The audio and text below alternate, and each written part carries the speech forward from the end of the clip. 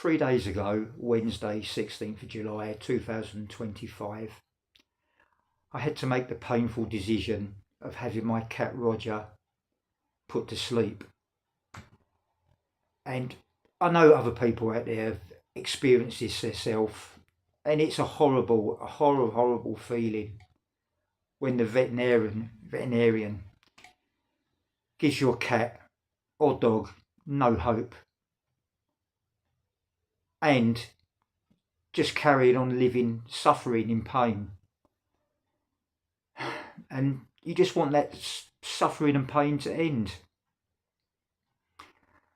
I can't even remember what the name of the illness the veterinarian said my cat had, but I can explain the symptoms, I think. Let me explain what happened. Well, my cat, Roger, he's got FIV, so he's got a compromised immune system, but he was an indoor cat. I was always aware, like if he had any kind of illness or whatever, and I'd take him to the vets. And the night before, 15th, or the day before, the 15th July, he was okay. He was playing with my other cat, Heidi. He was sitting near me. He was sleeping with me on the bed. Then, Wednesday morning, probably about, 5:30, 5:45, he's got off my bed, used a litter tray, no problem. Then he's gone into the sitting room. I hear him crying. I'm thinking, what's up, Roger? I go into the sitting room, he's laying on the carpet. I'm stroking him, he's still crying. I'm thinking maybe he's hurt his paw, something like that. So I try to gently turn him over, and he tries to get up, but his back legs, they look like they're paralysed. He can't get up. I go to get my phone that's on charge in the kitchen. I come back, as I come out the kitchen door, he's dragging himself along the floor, his back legs, paralysed, dead. The back legs, into his little bed, in my bedroom. I'm panicking at this stage. I'm thinking my cat's had a stroke.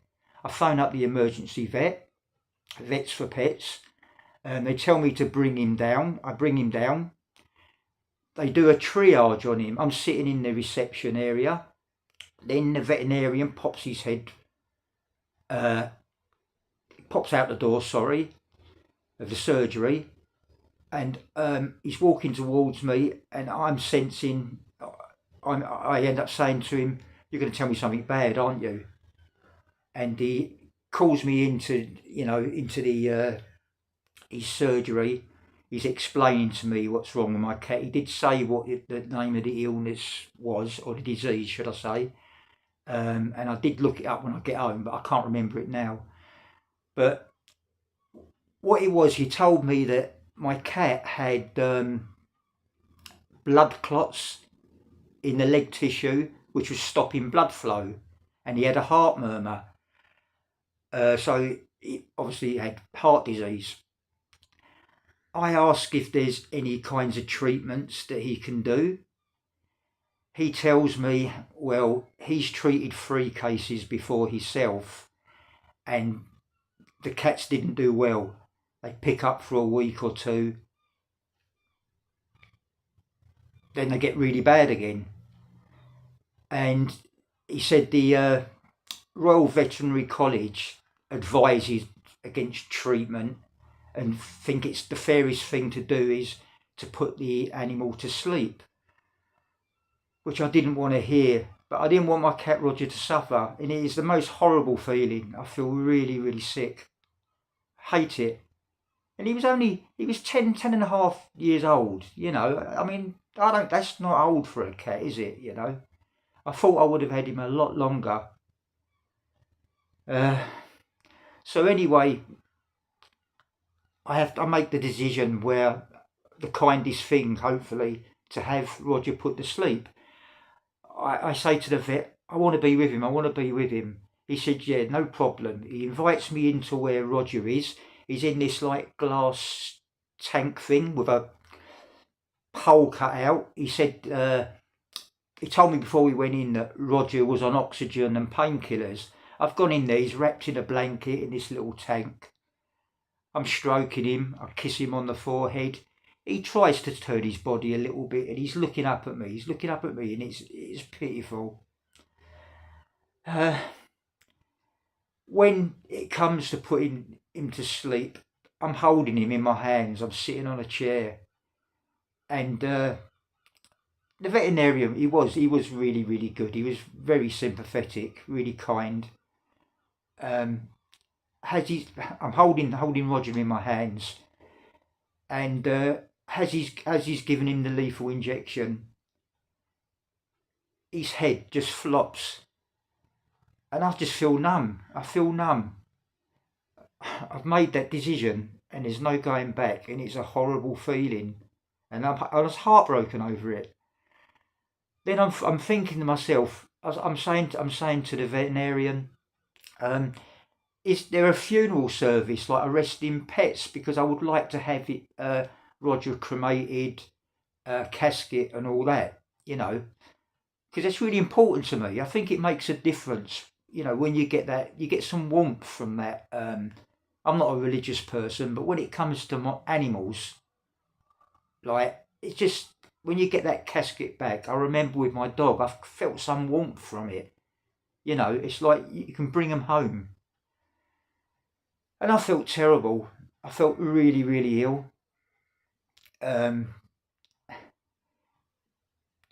walking home. I'm taking my cat carrier, my empty cat carrier. I jump on the train. I'm back home, going back to my flat. Got my little Heidi, my other cat. She seems to be doing okay. She hasn't been looking for Roger, which is strange. I mean, they didn't used to cuddle up together, but they kind of tolerated each other. He would try to get near her and play with her, and she would run off, but they'd sit a couple of feet away, maybe on the couch, and be in the same room. They didn't fight. They might sort of play fight, but I just miss it. I miss having Roger around. He was such a lovely cat. He was a large cat. He was quite big. He was cuddly. He was gentle, and I really miss him. And I just hope, I suppose we all do, when our animals are dying or when we have them put to sleep, we just want them to know that we love them. And I hope that they do know that. I hope Roger knows that I loved him. And, I don't know what else to say. I feel really, really choked up over this, but I had to say something, for myself. I've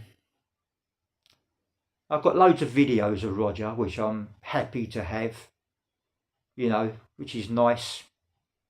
And he will still be mentioned in some of my videos when I do my videos of Heidi. But anyway, I know there's other people out there, I'm not the only one that gets it. Loads of people have these same feelings. And I know you do get over them, but it's like every time this happens, we have our dogs, our cats, obviously they don't live as long as us. They have short lives and they age very quick. And we have to face so many of these. The more animals we have, the more deaths we have to face. And it's horrible, But it should never, losing an animal, it should never put you off of giving another dog or cat a caring home. There's a lot of cats and dogs out there looking for loving homes. And I will eventually. I know there's other cats out there looking for homes, and I will get another cat, another friend for Heidi. But at the moment, I'm just so sad over Roger. And the time isn't right now to get another cat.